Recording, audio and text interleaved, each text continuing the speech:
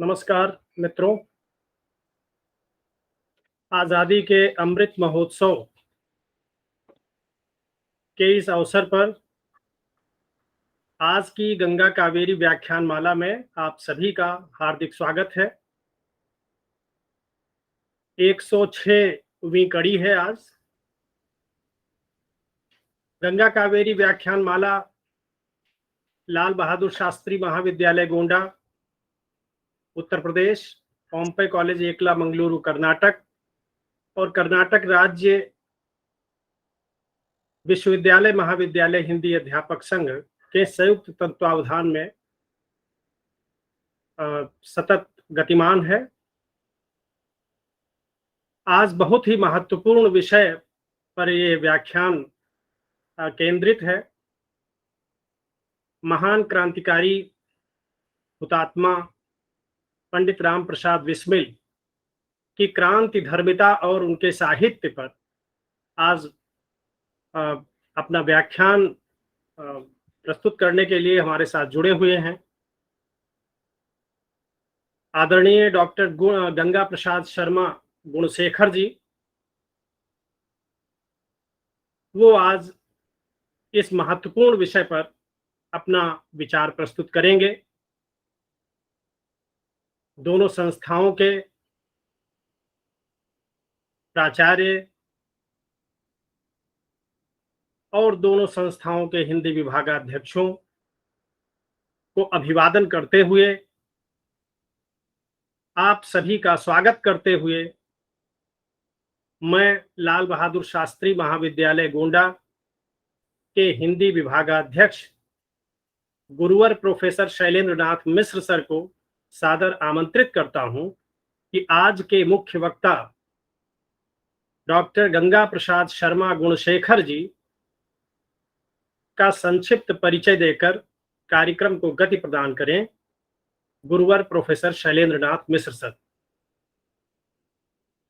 गंगा कावेरी व्याख्यान माला के 106 अंक में आज पंडित राम प्रसाद बिस्मिल की क्रांति धर्मी चेतना और उनका साहित्य विषय पर आजादी के 75वें वर्ष के इस अवसर पर डॉक्टर गंगा प्रसाद शर्मा जी इस पर अपना व्याख्यान देंगे। उनका संक्षिप्त परिचय कराने का आग्रह व्याख्यान माला के आयोजक मंडल की ओर से किया गया है। मैं इस मंच पर उपस्थित सभी विद्वानों, शोधार्थियों और प्राध्यापक बंधुओं को बताना चाहता हूं कि शर्मा जी से हमारा जो परिचय है वो लगभग 35 वर्षों का।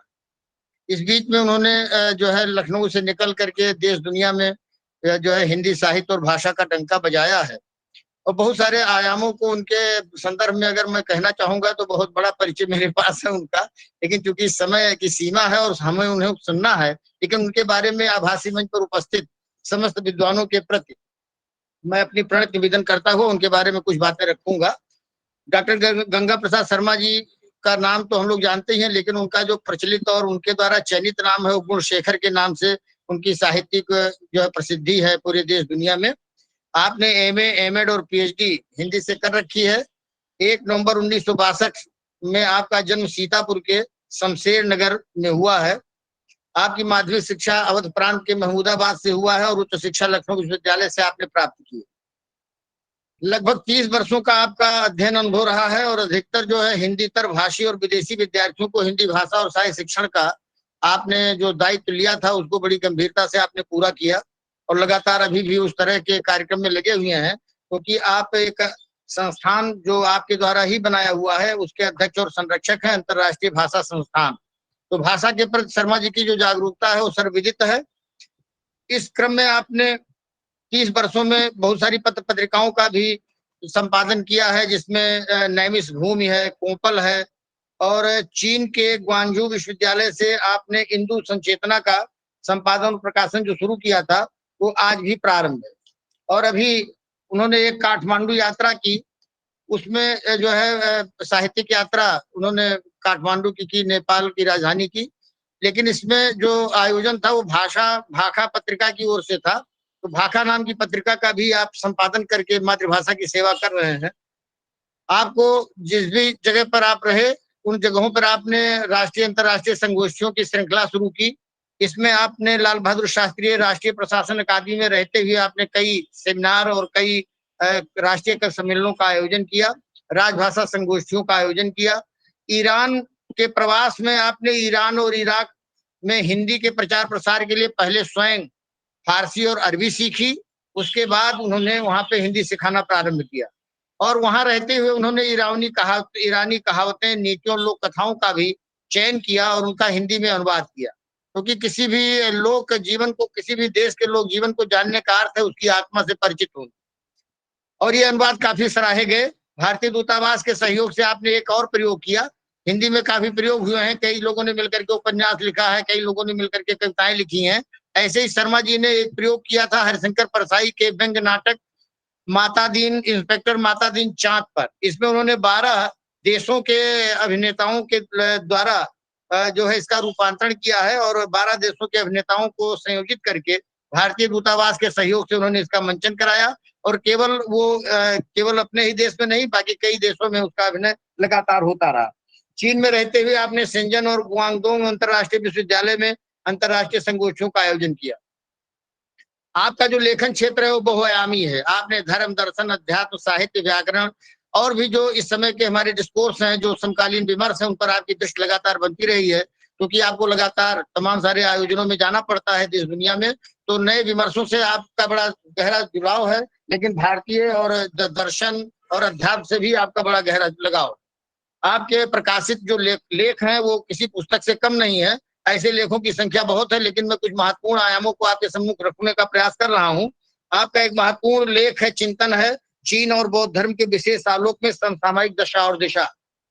साहित्य और संवेदना को लेकर के काफी विचार विमर्श हुआ है, लेकिन अपने ढंग से अलग तरीके से इसकी प्रस्तुतिकरण का जो है श्रेय जाता है डॉक्टर गंगा प्रसाद शर्मा जी को।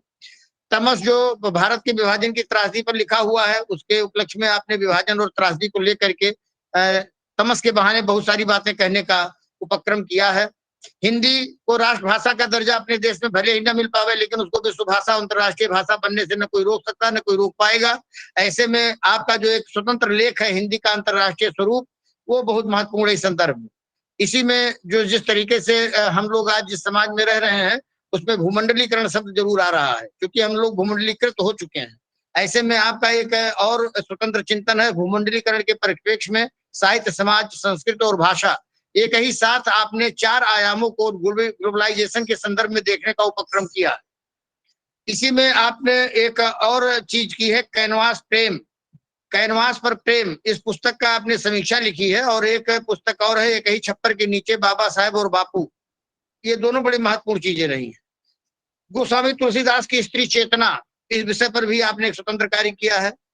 10वें विश्व हिंदी सम्मेलन में भारत सरकार के आप अतिथि आमंत्रित वक्ता के रूप में हिंदी की वैश्विक स्थिति पर आपने बड़ा जो है गरिमापूर्ण व्याख्यान दिया था। ऐसे ही प्रवासी हिंदी लेखन के ऊपर आपने उत्तर प्रदेश संस्थान और लखनऊ विश्वविद्यालय के संयुक्त तत्वाधान में आयोजित भाषा समारोह में अतिथि वक्ता के रूप में आपने अपना वक्तव्य रखा। ऐसे ही जो है इसी क्रम में आपने जो अन्य कार्य किए, भाषण, व्याख्यान और अंतर्राष्ट्रीय आयोजनों, पत्रिकाओं के संपादन के साथ साथ पुस्तकों के लेखन के साथ साथ आपने शिक्षण सामग्री के ऊपर बड़ा काम किया है। पाठ्यक्रम निर्माता के रूप में अगर आपको देखा जाए तो आपको वैश्विक पाठ्यक्रम, हिंदी का जो वैश्विक पाठ्यक्रम है उसके निर्माण का आपको बहुत बड़ा हिस्सा जाएगा उस श्रेय का।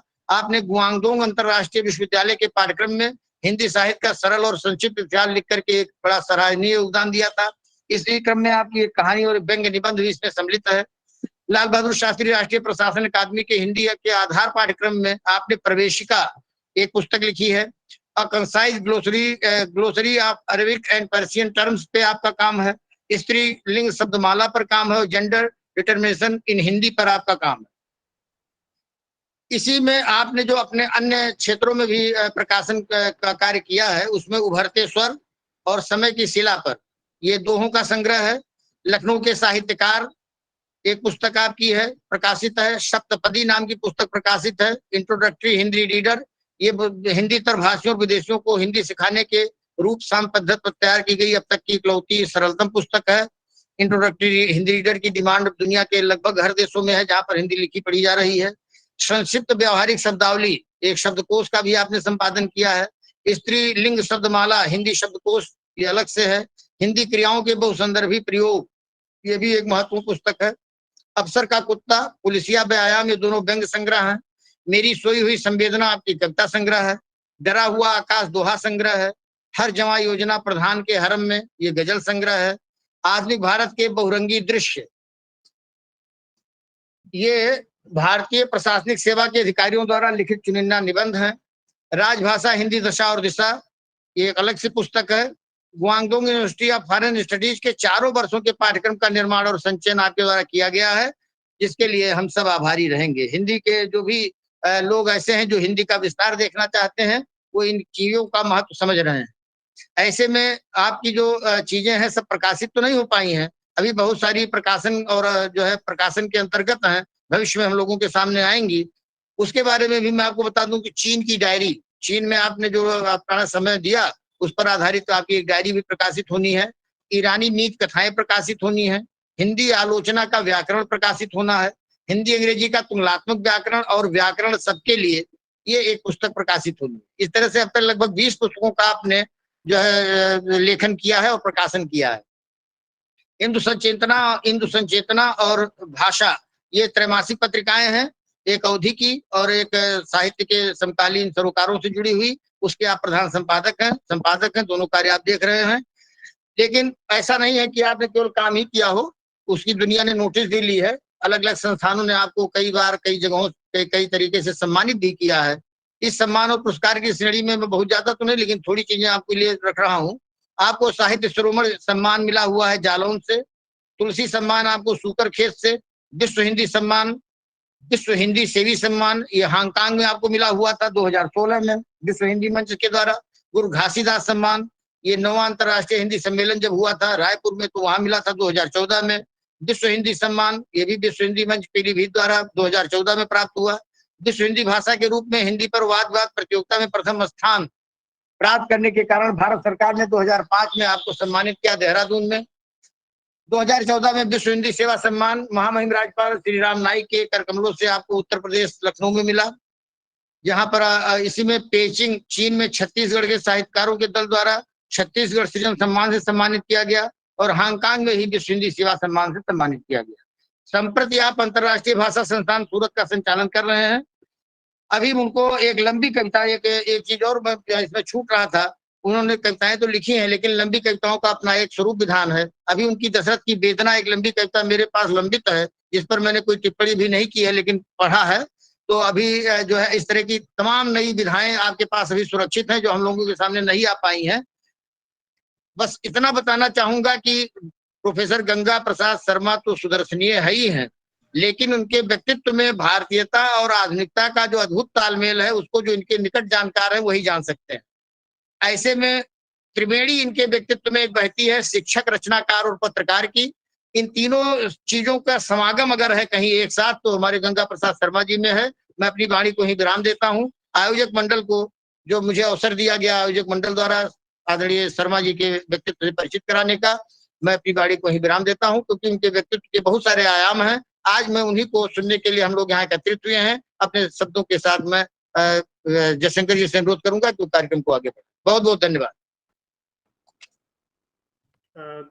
धन्यवाद गुरुवर, इतने सुंदर ढंग से आज के मुख्य वक्ता विद्वान डॉक्टर गंगा प्रसाद शर्मा गुणशेखर जी का परिचय देने के लिए।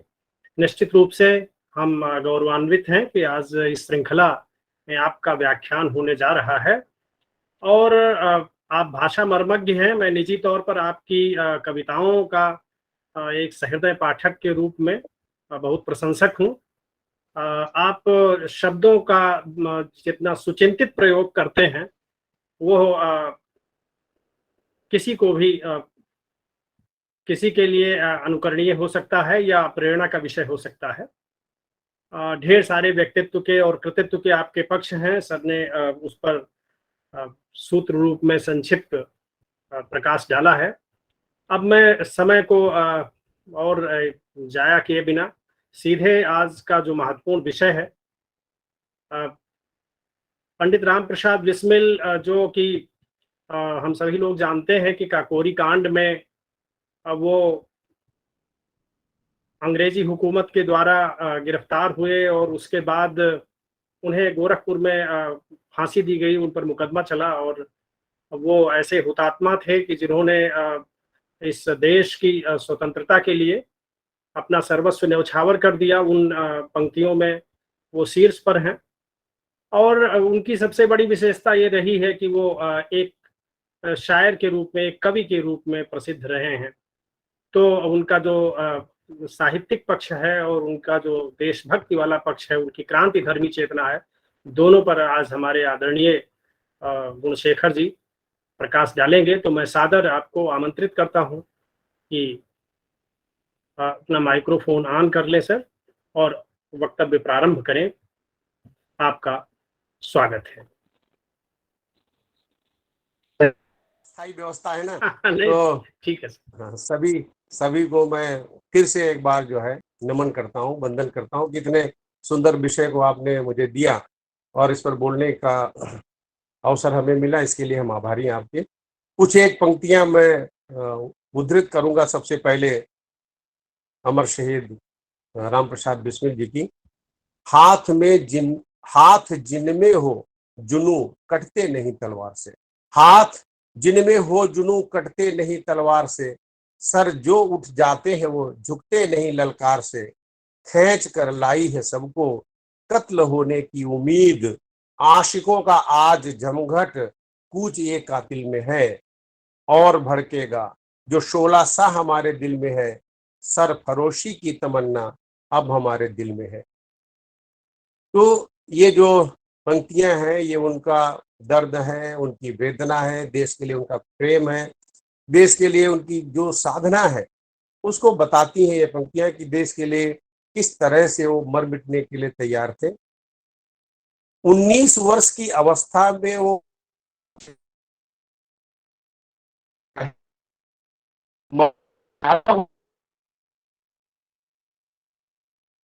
हमको लगता है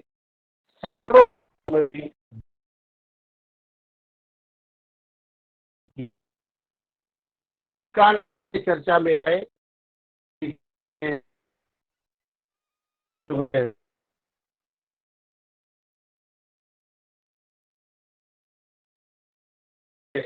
और फिर जब इन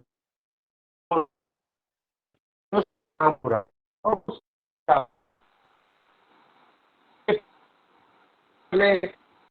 इनको जो है वो दे दिया था, बरी कर दिया था। इसके बावजूद भी वो खुद आत्मकथा में लिखते हैं कि कोई उनके पास खड़े होने के लिए तैयार नहीं होता था। जैसे किसी के पास खड़े होते थे वो नमस्ते करके चल देता था। आज भी यही स्थिति है कि अगर कोई सत्ता किसी व्यक्ति को नहीं चाहती है तो दूसरे लोग जो सत्ता से लाभ लेना चाहते हैं वो उसके पास खड़े होना पसंद नहीं करते। तो उस समय अंग्रेजों के समय में कितनी विषमता रही होगी, कितना संघर्ष रहा होगा। इन्होंने अपनी आत्मकथा में अपने परिवार का चित्रण किया है, किस तरह से अपने पैतृक निवास मध्य प्रदेश से चले, इनकी जो दादी थी, इनके जो दादाजी थे, कितना संघर्ष किया उसका इन्होंने विस्तृत वर्णन किया है। क्योंकि आज इसकी कोई गुंजाइश नहीं है, मौका नहीं है, अवसर नहीं है। उनकी दादी जो है कूट पीस करके, मजदूरी करके, गेहूं पीस करके, दूसरे अनाज पीस करके उससे जो मिलता था उससे परिवार चलाती थी। इनके दादाजी भी जो कुछ कमा पाते थे, तो इस तरह से भूखे प्यासे रह करके मतलब 3 पीढ़ियों का संघर्ष है पंडित राम प्रसाद बिस्मिल के साथ, अकेली पीढ़ी का संघर्ष नहीं है। और मुझे लगता है कि जब कोई बड़ा त्याग करने वाला व्यक्ति हमारे सामने आता है तो उसमें पीढ़ियों का त्याग होता है। नहीं तो इतनी बड़ी कुर्बानी, इतना बड़ा बलिदान अचानक कोई देने के लिए तैयार नहीं होता। इनकी जब किताब प्रकाशित हुई तो उस किताब के प्रकाशन में 200 रुपए इनकी माँ ने पहले दिए, फिर इन्होंने 200 रुपए और लिए, फिर उसके बाद वो किताब की बिक्री हुई, 200 रुपए माँ को वापस किए। क्या माँ नहीं जानती थी कि ये क्रांतिकारी साहित्य छाप रहे हैं? तो माँ जानती थी, अंदर अंदर जानती थी, लेकिन इसके बावजूद वो अपने बेटे को सुरक्षित रखने के लिए उसकी मनसा से, उसकी भावना से उसे कहीं कहीं कोई भी माँ हो बरसती है। और ये इनके साथ भी हुआ होगा, इसमें कोई संदेह नहीं है। और इसके बावजूद वो जो है क्रांति के क्षेत्र में आए। ये जो है इस दर्द को बयां करते हुए लिखते हैं राम प्रसाद बिस्मिल जी, हम भी घर पर रहकर आराम कर सकते थे, हमें भी माँ बाप ने बड़ी मुश्किलों से पाला था। ये बड़ी गंभीर पंक्तियां हैं। मुझे लगता है कि इनके जीवन का जो संघर्ष का जो कालखंड है उसको उसका एक निष्कर्ष यहाँ पर है इन पंक्तियों में। हम भी घर पर रहकर आराम कर सकते थे।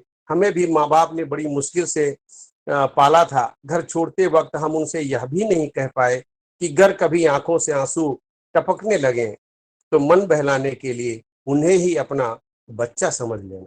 तो इस तरह से अपनी माँ के लिए, अपने पिता के लिए वो एक संदेश देते हैं कि आंसुओं को ही अपना बच्चा समझ लेना। यानी वो जानते हैं कि अपने परिवार को आंसू उपहार में देकर वो घर से बाहर निकल रहे हैं, उनकी वेदना समझ रहे हैं। ये जो भाई बहनों में दो दो बहनें मर गई, ये जो है दो भाई बचे, और उसके बावजूद दो भाइयों में से एक भाई टीबी से मर गया, ये अकेले बचे, और अकेले बचने के बाद भी इन्होंने अपने को देश के हवाले कर दिया। क्या ये नहीं जानते थे कि मैं अपने माँ बाप की मतलब जो है इकलौती पुरुष संतान हूँ? और वो उस समय का समय और समाज ऐसा था इन्होंने लिखा है कि उस समय कन्याओं को मार देते थे, और स्त्री चेतना भी इनमें बड़ी जबरदस्त है। मैं तो जब कभी सुनता हूँ, देखता हूँ, क्रांतिकारियों के बारे में लोगों को बोलते हुए सुनता हूँ। आदरणीय जगदीशर चतुर्वेदी जी कम्युनिस्टों के साहित्य पर बोल रहे थे, उनकी क्रांतिकारिता पर बोल रहे थे। मुझे बड़ी पीड़ा हुई कि एक बार भी उन्होंने पंडित राम प्रसाद बिस्मिल का नाम नहीं लिया, और जिन भगत सिंह जी का नाम लिया वो भगत सिंह ने खुद इनका उल्लेख किया है, पंडित राम प्रसाद बिस्मिल का, यतीन दास का उल्लेख किया। तो हम जब कभी क्रांतिकारिता पर उल्लेख करते हैं, किसी का चिंतन करते हैं, किसी मतलब क्रांतिकारी जो भी जितने भी क्रांतिकारी हैं, हम ये नहीं कहते कि हर एक का कोई नाम ले पाएगा, हजारों की संख्या में नाम ले पाना, लेकिन जो नेता रहे हैं, जो प्रमुख रहे हैं, उनके तो नाम लेने चाहिए। आप ये चंद्रशेखर आजाद का नाम हम जब क्रांति की चेतना की बात करें ना लें, भगत सिंह की मतलब जो है बात ना करें, पंडित राम प्रसाद बिस्मिल की बात ना करें, तो मुझे नहीं लगता है कि हम ये क्रांति की जो चेतना है, क्रांति की जो लो थी अपने देश और समाज में, इतना के साथ तय कर रहे हैं। उनका लगभग 1 घंटे का रहा होगा, लेकिन कहीं भी पंडित राम प्रसाद बिस्मिल का उल्लेख नहीं है। और उन्होंने कांग्रेस को कोसा और सबको कोसा, जो नौसैनिकों का विद्रोह था उसके लिए कोसा, लेकिन जो हमारे मैनपुरी के जो लोग सताए गए थे, मैनपुरी प्रकरण के या काकोरी प्रकरण के सताए गए थे, तो कहीं जिक्र नहीं किया कि कांग्रेस ने इनके लिए आगे आकर मदद क्यों नहीं की। तो हम जब कभी क्रांति चेतना की बात करते हैं तो या तो हम किसी एक दल से जुड़ जाते हैं, एक दल के साथ हो जाते हैं, कभी दूसरे दल के साथ हो जाते हैं। निष्पक्ष होकर के, तटस्थ होकर के हम कभी बात नहीं कर पाते हैं। ये क्या विडंबना है, हमारी समझ में नहीं आती। जब हम क्रांतिकारियों की बात करें, स्वाधीनता आंदोलन की बात करें, तो जिसने भी उसमें सहयोग दिया है, कभी हम सावरकर को छोड़ देते हैं, उनकी क्रांति चेतना को छोड़ देते हैं, कभी पंडित राम प्रसाद बिस्मिल की चेतना को, क्रांति चेतना को छोड़ देते हैं, क्योंकि वो आर्य समाजी थे। और हम जो है वीर सावरकर को इसलिए छोड़ देते कि वो जो है संघ से जुड़े थे। हम जब क्रांति की चेतना की बात करें तो चाहे वो संघ से जुड़ा हुआ व्यक्ति हो, चाहे वो साम्यवादी दल का, चाहे वो यशपाल हो, जो साम्यवादी दल से जुड़े हुए थे, उनकी भी हम चर्चा करें, और हम आर्य समाजी पंडित राम प्रसाद बिस्मिल की भी चर्चा करें, तभी हमको लगता है क्रांति की चेतना के साथ सही न्याय होगा। नहीं तो हम एकांगी हो जाएंगे, और देश को अगर एकांगी सोच वाले लोग आजाद कराना चाहते तो नहीं करा सकते थे। सबका, बापू का बड़ा योगदान है, हम उनको कभी कभी भूल जाते हैं। तो बापू का इतना बड़ा योगदान है, इतनी बड़ी उनकी क्रांति चेतना, ये बात जरूर है कि जो पंडित राम प्रसाद बिस्मिल जी का जो काकोरी कांड है, ये असहयोग आंदोलन की विफलता का परिणाम है।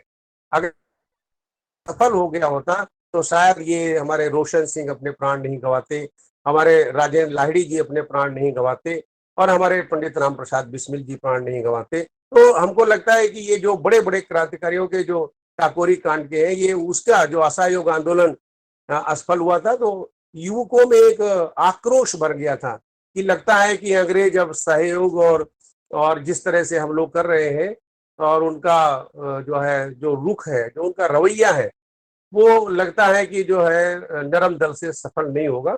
और इस तरह से वो, और हुआ क्या था, मैं आपको बड़ी विनम्र निवेदन के साथ बताना चाहता हूँ कि जो कांग्रेस गरम दल और नरम दल में बढ़ गई थी, उसका भी इसमें बहुत बड़ा योगदान था। और ये लोकमान्य तिलक का एक जिक्र करते हैं अपनी आत्मकथा में पंडित राम प्रसाद बिस्मिल जी। और वो कहते हैं कि जब लखनऊ में उनका स्वागत होना था तो पंडित जगत नारायण मुल्ला, जब हम इनकी शहादत की बात करते हैं तो हमें पंडित जगत नारायण मुल्ला को नहीं भूलना चाहिए, उसकी गद्दारी को नहीं भूलना चाहिए। गद्दार कोई भी हो, उसकी गद्दारी को प्रकाश में, जितना हमारा धर्म है किसी सबल पक्ष को बाहर लाने का, सकारात्मक पक्ष को बाहर लाने का, उतना ही हमारा धर्म है जो नकारात्मक, जो अंधेरे हैं, जो अंधेरे पक्ष हैं, उनको भी बाहर लाने का। इसमें काकोरी कांड के जितने भी हमारे क्रांतिकारी हैं उनको फंसाने का सबसे बड़ा कारण जगत नारायण मुल्ला रहा है। जब इन्होंने अपील की और उसमें वकील रखने की बात की तो जगत नारायण मुल्ला ने बहुत भ्रामक स्थिति पैदा कर दी और अदालत को भी भ्रमित कर दिया।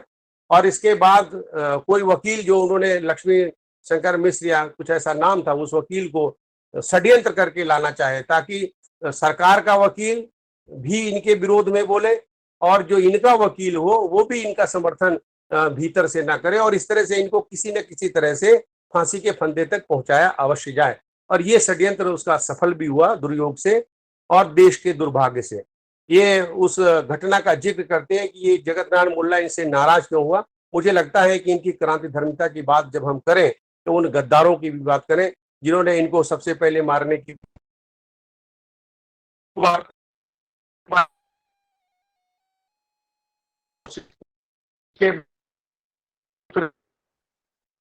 हुई इनकी, उनको भी वो किस तरह से इनको हतोत्साहित कर रहे थे, उन्होंने अपने भीतर से संघर्ष किया, अपने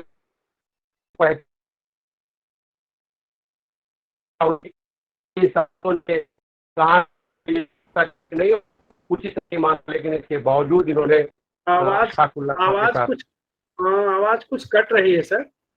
अशफाक उल्ला खान के साथ अभी आई? हाँ हाँ अब आ रही है। थोड़ा कैमरा भी ठीक कर लीजिएगा सर। कैमरा कैसे ठीक करें? हाँ वो ऐसे, हाँ ऐसे रख दीजिए इस तरह से कि थोड़ा सा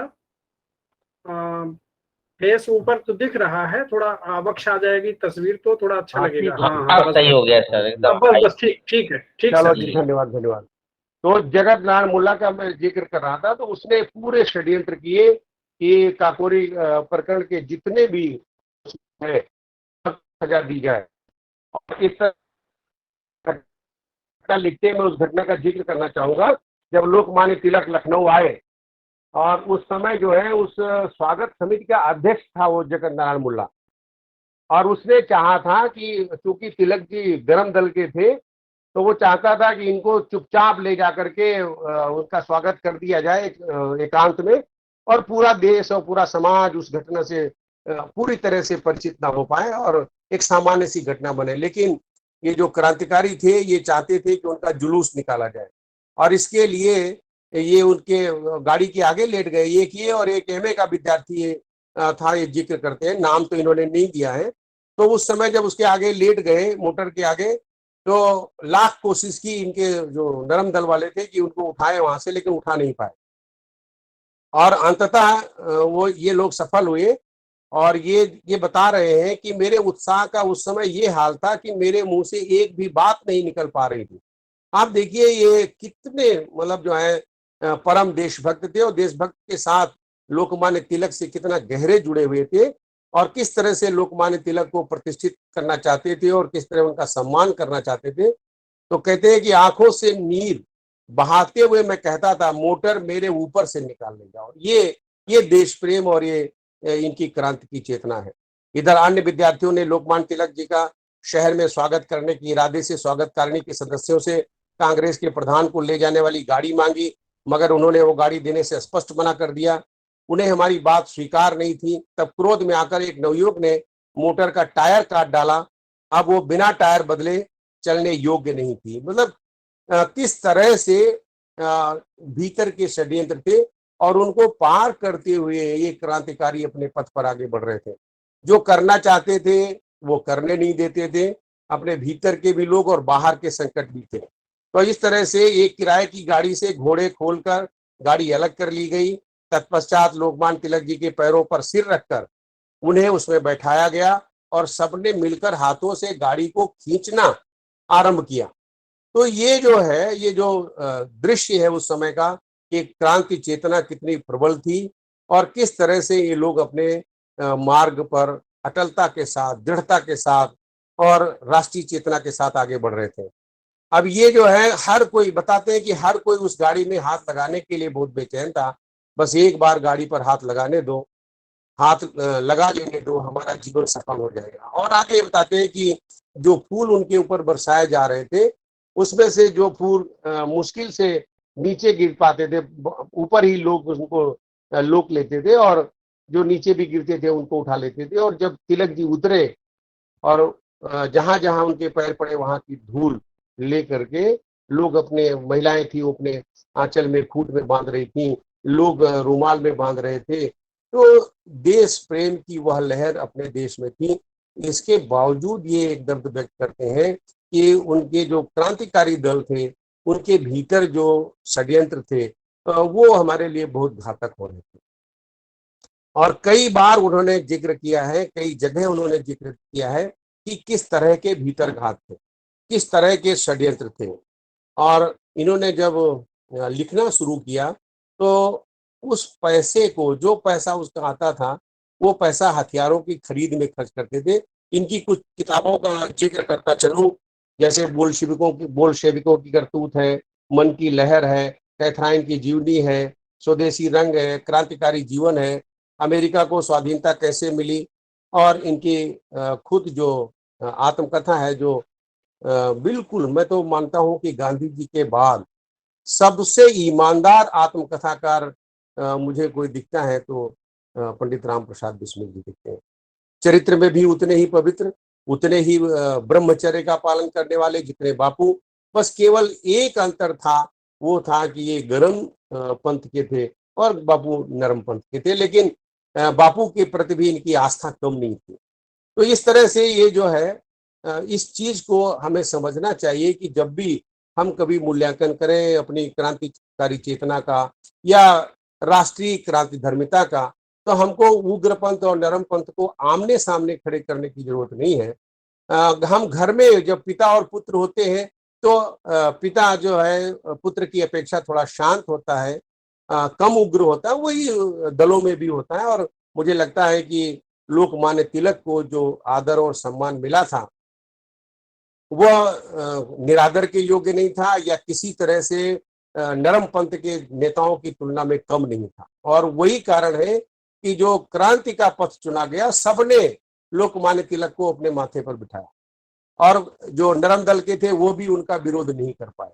और ये जो पूरे लखनऊ में जो जुलूस निकला था, उसका जो यहाँ जिक्र आया है, तो मुझे लगता है कि वो इन्होंने अपनी आत्मकथा में इसलिए किया होगा ताकि बता सके कि कांग्रेस की विचारधारा से ही प्रेरित होकर इनका दल काम कर रहा था, नहीं तो और कोई कारण मुझे नहीं लगता। और उसमें ये बताना चाहते थे कि कांग्रेस की विचारधारा में ज्यादा प्रभावित क्रांतिकारी दल लोकमान्य तिलक की विचारधारा से थे और उसका लेकर के वो आगे उसका सिद्धांत लेकर के और उसमें और कुछ जोड़ करके, जो उस समय और समाज की जरूरत थी, अंग्रेजों के विरुद्ध जिस रूप में सामने आने की जरूरत थी, सशस्त्र क्रांति की जरूरत थी, उस जरूरत, उस आवश्यकता के अनुरूप ये क्रांतिकारी काम कर रहे थे। तो ये खरीदारी, हथियारों की खरीदारी के लिए ज्यादातर पंडित राम प्रसाद बिस्मिल ही जाते थे, क्योंकि उस समय भी जो इनके साथी थे या जो उनके जो दल के सदस्य थे,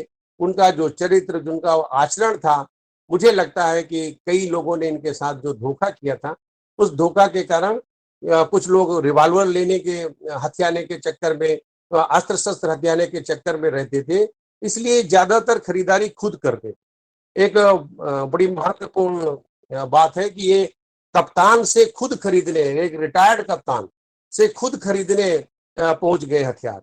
ये जो हिम्मत है और जो ये साहस है, ये बताता है कि क्रांतिकारी पंडित राम प्रसाद बिस्मिल का जिगरा कितना बड़ा था। और वक्ष कितना विशाल था, साहस कितना था उनमें। और वो जो है कारतूसी हथियार जुटाना, किस तरह से उनको लाना, किस तरह से उनको इकट्ठा करना और फिर किस तरह से उनको बचाए रखना, किसी गलत हाथ में हथियार न लगे और किसी गलत व्यक्ति के मतलब जो है द्वारा उसका उपयोग न हो, ये सब बराबर वो करते हैं। वो लिखते हैं कि जब वो हथियार लेने के लिए उसके पास कप्तान के रिटायर्ड कप्तान के पास पहुंचे तो उससे कहा कि हम ये हथियार लेने आए हैं। तो उनको थोड़ा सा लगा कि उम्र कम थी तो संदेह हुआ। तो उसने कहा इनसे कि अपने थानेदार से लिखवा कर लाओ कि वह तुम्हें जानता है। और ये उसमें जो है थानेदार के पास नहीं गए और खुद ही उसकी योजना बनाई और उसके बाद लिख करके और लेके गए बड़े विश्वास के साथ। एक चीज यहाँ जिक्र करना जरूरी है कि जिस व्यक्ति ने अपने पिता की बात न मानी हो, इनका एक मुकदमा पिताजी एक चला रहे थे जिसमें इनको वो कहीं बाहर गए हुए थे, अपने वकील से कहकर गए थे कि मेरे बेटे से हस्ताक्षर वहां ले लो। वकील ने कहा कि आप यहाँ हस्ताक्षर कर दो, तो इन्होंने कहा ये धर्म विरुद्ध है और इस तरह से मुकदमा हरवा दिया अपना और हजारों रुपए का उस समय अपना नुकसान कर लिया।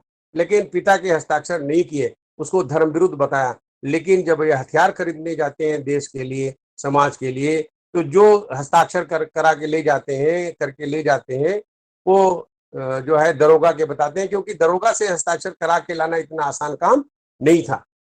तो ये जो है मैं थाने में दरियाफ्त कर लूं, उसने कहा। जब ये लेकर कागज पहुंचते हैं तो वो कहता है मैं थाने में पता लगा लेता हूं और तुम्हें भी थाने में चलकर इत्तला देनी होगी कि राइफल खरीद रहे हैं।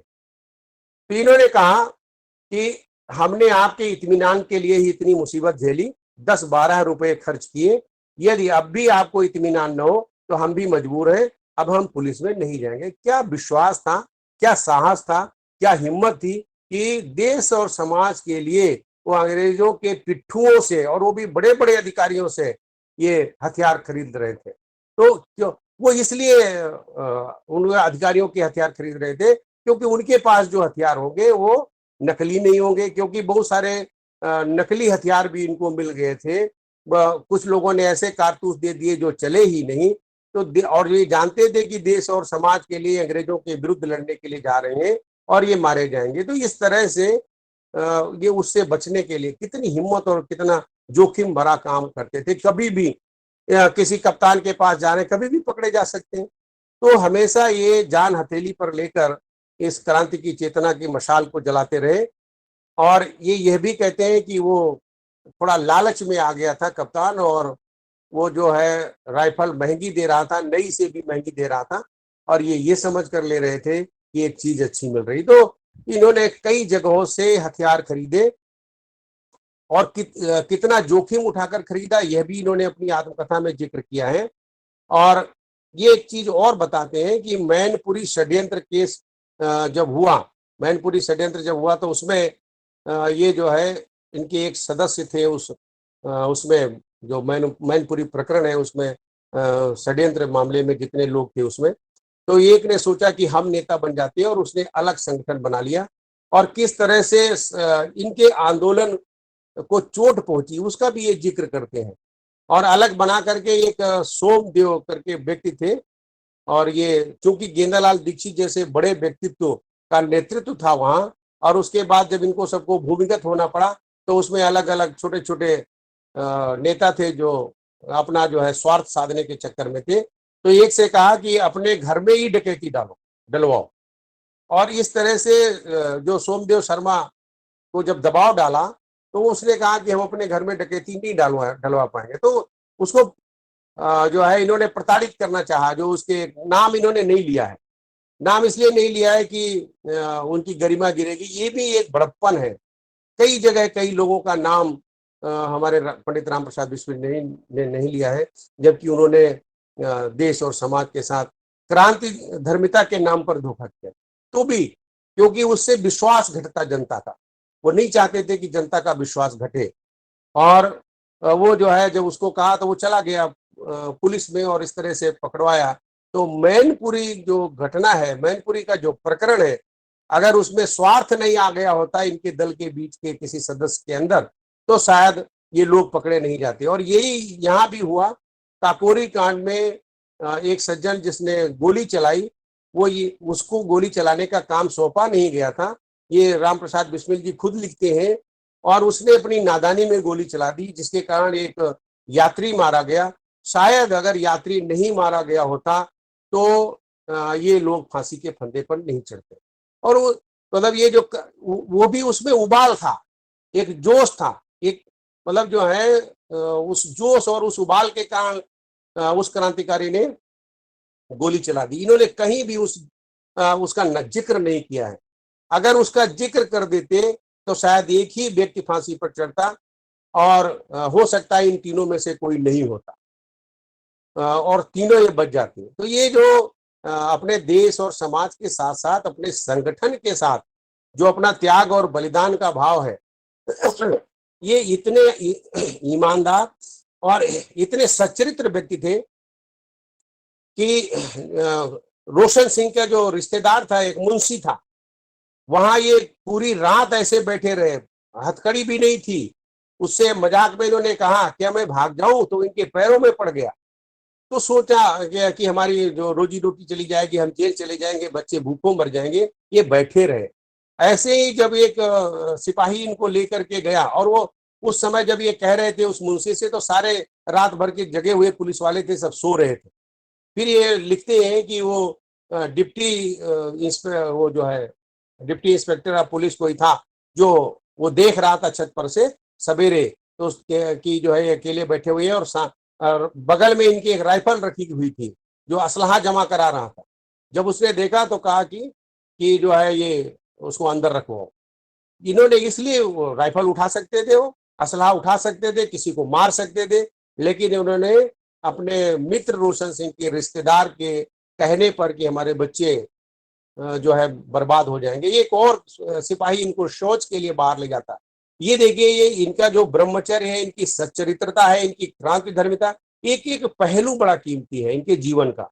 हर एक पहलू आदर्श है। अपनी आत्मकथा में ये कुछ भी नहीं छिपाते, और सिगरेट पीते हैं उसका भी जिक्र करते हैं, किस तरह का साहित्य पढ़ते हैं उसका भी जिक्र करते हैं, अपने पिता की संदूक से पैसे चुराते हैं, दूसरी चाबी बनाते हैं, उसका भी जिक्र करते हैं। ये इतना ईमानदारी से लिखा गया आत्मकथा का रूप गांधी जी के बाद और दूसरा अगर मिलता है तो इन्हीं का, पंडित राम प्रसाद बिस्मिल का। तो एक साहित्यकार के रूप में भी एक उच्च और आदर्श और उदात्त जीवन मूल्यों के साहित्यकार हैं, और क्रांति धर्मिता के क्षेत्र में तो कोई इनका शानी ही नहीं है। भगत सिंह बड़े आदर के साथ इनका नाम लेते हैं। तो इस तरह से, और डॉक्टर रामविलास शर्मा ने लिखा है कि भगत सिंह इनकी अगली कड़ी है। मतलब आप ये देखिए, डॉक्टर रामविलास शर्मा जैसा चिंतक, जैसा विचारक, और उनके जैसा कम्युनिस्ट ये मानता है कि ये इनका जो क्रांतिकारी चेतना, ये इनकी जो क्रांति धर्मिता है, और प्रगतिशील जो क्रांतिकारी हैं सरदार भगत सिंह, इनकी अगली कड़ी है। और हमारे आदरणीय जगदीशर चतुर्वेदी जी उनका नाम तक उल्लेख नहीं करते। मैं दूसरी बार उनका नाम ले रहा हूं, मैं अगर सुन रहे हो तो माफी चाहूंगा जब सुनेंगे। हम जब भी किसी क्रांतिकारी चेतना की बात करते हैं तो सबकी बात करें। ये नहीं है कि हम कम्युनिस्ट बनकर के बात करें, या हम संघी बन के बात करें, या हम कांग्रेसी बनकर बात करें। हमको समग्र चेतना को लेना चाहिए। तो इस तरह से जब इन्होंने उसमें साथ दिया, इनके जो मैनपुरी षड्यंत्र के थे, तो उनको सबको इन्होंने किसी न किसी तरह एक मार्ग दिया, एक रास्ता दिया। इनके इतने बड़े नेता थे। मतलब भगत सिंह ने खुद लिखा है कि अगर ये किसी और देश में पैदा हुए होते, आप देखिए भगत सिंह से बड़ा क्रांतिकारी मतलब जो है कौन होगा जो एक क्रांतिकारी के बारे में बात करे। तो उन्होंने कहा अगर ये किसी और देश में पैदा होते, किसी और समय में पैदा होते, तो ये वहां के सेनाध्यक्ष होते। इतना मतलब ये नेतृत्व, लीडरशिप की जो क्वालिटी थी राम प्रसाद बिस्मिल की, इनकी जो उसकी सराहना करते हुए भगत सिंह लिखते हैं। तो इस तरह से जो है इनमें जो नेतृत्व था, तो इनके जो दल के जो सदस्य थे जिनको इन्होंने भर्ती किया था, जब वो सत्तू खाने लगे, ये इनकी आदत थी दूध पीने की, इन्होंने दूध छोड़ दिया। इन्होंने सोचा कि सबको हम दूध नहीं दे सकते, तो जो सत्तू खा रहे हैं तो सत्तू तो हम खा सकते हैं, इन्होंने सत्तू खाना शुरू किया। तो ये इनके में एक गुण ऐसा नहीं है जिसकी केवल तारीफ करके हम और आगे निकल जाएं। चाहे अपने मित्र धर्म को निभाने की बात हो, चाहे अपने परिवार का धर्म निभाने की बात हो, एक और स्त्री चेतना की बात हो, दलित चेतना की बात हो, ये इनके एक भी पहलू पर गंभीरता से मुझे लगता है कि विचार भी नहीं किया गया और इनके साथ न्याय भी नहीं किया गया।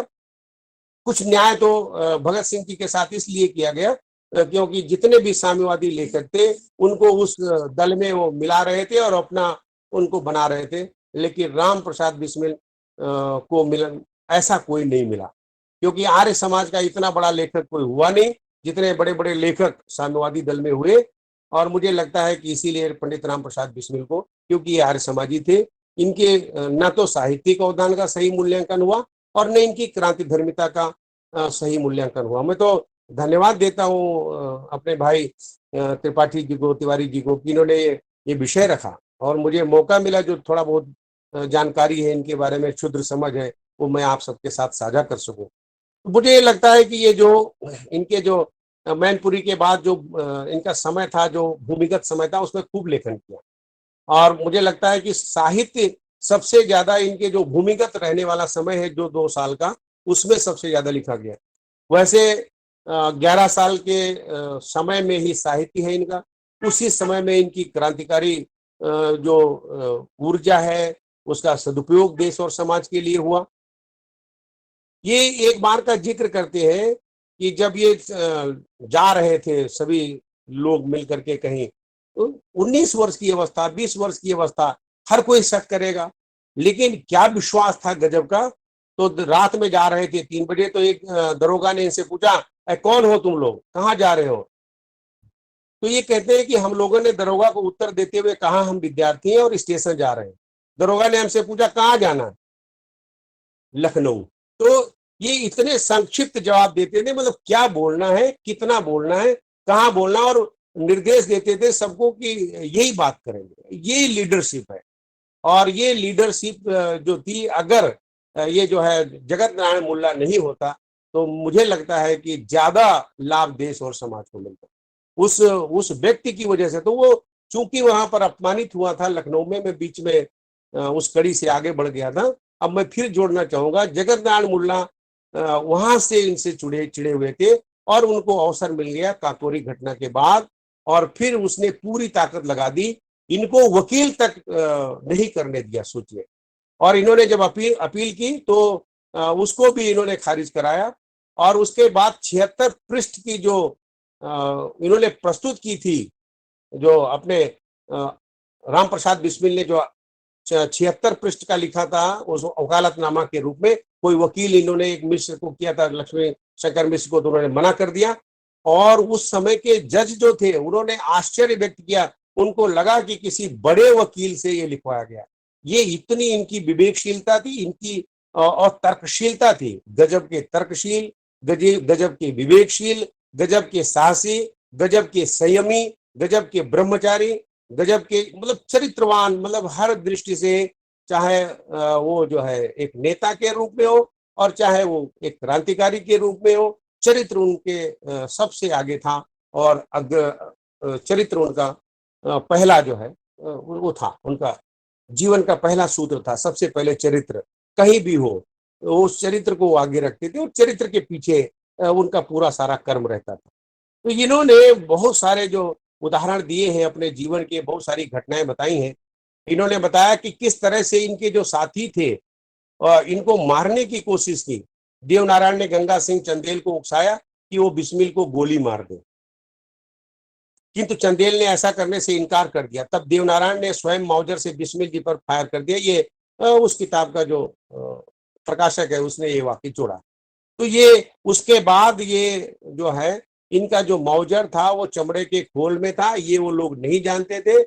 और अगर वो अंधेरा नहीं होता और वो लोग देख लेते तो राम प्रसाद बिस्मिल उसके पहले ही इस दुनिया से चले गए होते, विश्वासघात के कारण, मित्रों के विश्वासघात के कारण।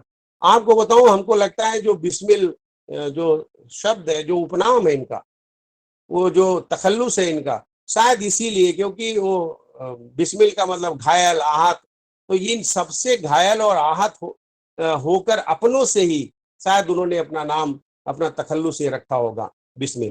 तो वो यदि आधा मिनट और उनमें से कोई वहां खड़ा रह जाता तो निस्संदेह मेरी गोली का निशाना बन जाता। इतना आक्रोश में आ गए थे जब इनके हाथ में मौजर लगा। और इनकी मां ने फिर शपथ दिलाई कि बेटा तुम इनको, उसका बदला लेने के लिए इतना ये उसमें थे, आक्रोश में थे कि इनको बुखार आने लगा जब वो ढूंढे नहीं मिले। तो इनकी मां ने इनको प्रतिज्ञा कराई इनसे कि प्रतिज्ञा करो कि तुम अपनी हत्या की चेष्टा करने वालों को जान से नहीं मारोगे। मुझे लगता है कि माँ का इतना बड़ा वफादार बेटा मुझे इतनी जल्दी देखने और सुनने में कहीं नहीं मिला। तो माँ के प्रति वफादारी, बहन की, एक बहन का, इन्होंने छोटी बहन का विवाह भी किया। ये सब करते हुए सारी जो है राजनीतिक चेतना, सांस्कृतिक चेतना, राष्ट्रीय चेतना, क्रांति धर्मिता, और मतलब हर क्षेत्र का निर्वाह करना एक साथ, और जब मौका मिले, जब अवसर मिले तो अपने परिवार के धर्म का भी निर्वाह करना। लेकिन मजाल है कि जो क्रांतिकारी संगठन के लिए पैसा आया है उसका एक पाई इन्होंने अपने जीवन में प्रयोग किया हो। इन्होंने उसके लिए व्यापार किया, घर के लिए इन्होंने व्यापार किया, और एक सज्जन से इन्होंने 5,000 रुपए उधार मांगे, एक जहां पर ये नौकरी करना चाहते थे, और उसने जो है 5,000 की जमानत मांगी थी मैनेजरी के लिए। ये बुनकर भी रहे, बुनाई का काम भी इन्होंने सीखा कि परिवार को चलाने के लिए। लेकिन वो सज्जन ने 5,000 रुपए की जमानत लेने से, 500 रुपए की जमानत लेने से मना कर दिया। और ये फिर वो उन्हीं व्यक्ति के बारे में लिखते हैं कि जिस व्यक्ति ने मुझे 500 रुपए की जमानत लेने से मना कर दिया था, जमानत पर हमारे रख जाते थे जैसे मुझसे बड़ा विश्वसनीय कोई न हो। और उस समय ये कहते हैं कि हमारा समय जब ठीक होता है तो लोग हमारे साथ होते हैं, हमारा समय जब गड़बड़ होता है तो हमसे अलग होते हैं। लेकिन मैं ये मानता हूँ लोग स्वार्थ के कारण हमसे जुड़ते हैं, और जब स्वार्थ उनका खंडित होता है, टूटता है, तो हमसे अलग हो जाते हैं। तो उस समय भी यही था, आज भी वही है। और उसके कारण लोग इनसे, जब इनके पास आकर स्वार्थ सिद्ध होता था तो जुड़ते थे, और जब स्वार्थ सिद्ध नहीं होता था तो अलग हो जाते थे। बहुत सारे लोग थे। एक बार और इनके साथ लोगों ने विश्वासघात किया। इस घटना के बाद, जब इनके ऊपर गोली चलाई थी, उसके बाद फिर विश्वासघात किया गया। तो उसमें से एक आदमी जो मौजर चाहता था कि एक मौजर इनसे मिल जाए, तो इनको बता दिया कि आपने जो दूसरा संगठन बनाया है, इसका जो अमुक अमुक इसके जो सदस्य हैं वो आपको मार देना चाहते हैं। और जब इन्होंने पड़ताल की तो पता चला कि सच में वो मार देना चाहते, तो उसे अलग हो गए। फिर बाद में उसके भी स्वार्थ की बात की कि उसने बताया क्यों, बताया इसलिए कि इनसे एक मौजर चाहता था।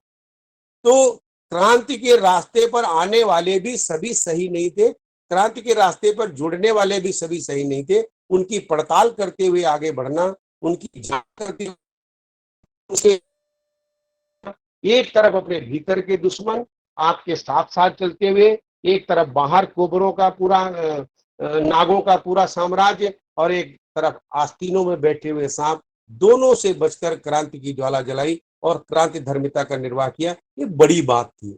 उस समय विवेक, संयम, धैर्य थी, और सब पर इन्होंने विजय पाई।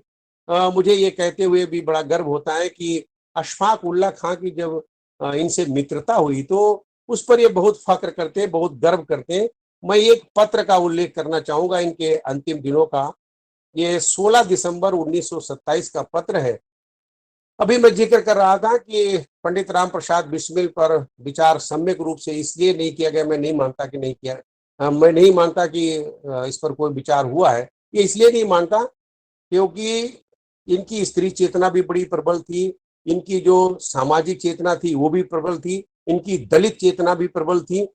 और ये जो है स्त्री जाति एक अपने बचपन का जिक्र करते हैं, और वो कहते हैं कि ये उस समय जमींदारों के यहाँ, जब दलितों के यहाँ बहुएं आती थी, जब शादी होती थी, तो नव विवाहिता वधू को जमींदार के यहाँ पैर छूने जाना पड़ता था, आशीर्वाद लेने जाना पड़ता था। तो एक थी आशीर्वाद लेने के लिए पहन के बाहर निकला, और जब देखा कि वो दलित बहू जो है वो बिछुआ पहने हुए पाँव में, तो दोनों पांव रखकर ऐसा दबाया कि उसकी उंगलियों की हड्डियां टूट गई, लहूलुहान हो गई वो। और उस पीड़ा का, उस दर्दनाक पीड़ा का जिक्र इन्होंने किया है, वर्णन किया है पंडित राम प्रसाद बिस्मिल ने। आप देखिए कि स्त्री के प्रति कितनी करुणा इनके भीतर है, स्त्री के प्रति कितनी चेतना इनके भीतर है। उस पर भी, उस पहलू पर भी मूल्यांकन नहीं किया गया, न इनका मूल्यांकन हुआ और न इन पर विचार हुआ, और न उसको किसी तरह से कहीं महत्व दिया गया। तो केवल क्रांति का पक्ष इनका नहीं है, एक बड़े साहित्यकार का भी पक्ष है इनका, जो अभी तक उसका मूल्य नहीं मिला इनको, उसकी जो है महत्ता नहीं आंकी गई। स्त्री चेतना इनकी है, उस पर भी किसी ने दृष्टि नहीं डाली। इनकी जो दलित चेतना है उस पर भी किसी ने जरा भी निगाह नहीं डाली।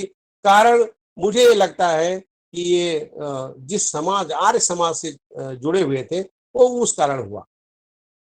क्योंकि कोई बड़ा आर्य समाजी, जैसे मैं पहले कह चुका हूँ, कोई बड़ा लेखक नहीं हुआ, कोई बड़ा चिंतक नहीं हुआ, कोई बड़ा आलोचक नहीं हुआ, या फिर डॉक्टर रामविलास शर्मा जैसा उदार आलोचक नहीं हुआ कि प्रगतिशील होते हुए भी या साम्यवादी होते हुए भी इन पर कहता है कि एक बड़े क्रांतिकारी, बड़े क्रांतिधर्मी व्यक्ति थे और शहीद भगत सिंह इनकी कड़ी, अगली कड़ी थे। वो डॉक्टर रामविलास शर्मा जैसा उदार कम्युनिस्ट ही कह सकता था। इनका वो पत्र है, और जाति की समता तो चाहते ही थे ये, उसके साथ साथ ये जो धार्मिक उस समय उन्माद था उसके भी ये प्रबल विरोधी थे।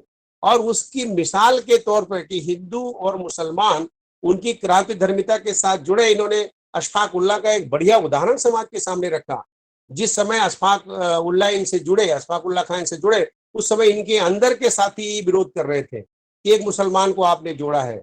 और ये बड़े गर्व के साथ कहते हैं पंडित राम प्रसाद बिस्मिल कि हिंदुओं ने इनके साथ धोखा किया, लेकिन एक भी अवसर नहीं मिला जो ये अशफाक उल्लाह खां के ऊपर रंच भी शक कर सके।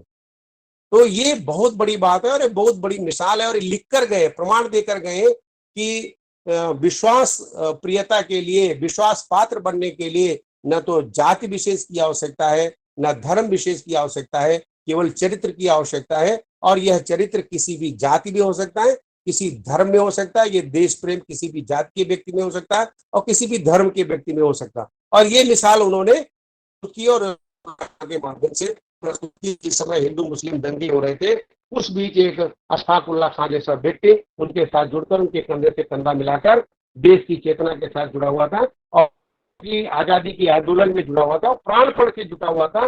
किसी भी तरह की कोई कमी किसी दूसरे नेता की तुलना में नहीं थी। तो ये जो उनके भीतर की जो चेतना थी, और आपको बताएं, इन्होंने उल्लेख किया है, खुद पंडित राम प्रसाद बिस्मिल ने उल्लेख किया है कि एक बार वो बेहोश हो गए थे, तो बेहोशी में ही राम राम बोल रहे थे, क्योंकि राम प्रसाद बिस्मिल को वो राम कहते थे। तो जो इनके भाई बंधु थे वो छींके मार मार कर कहते थे कि ये अल्लाह अल्लाह बोलो। वो सोचते थे कि अब ये इनका अंतिम समय अशफाक उल्लाह खां का।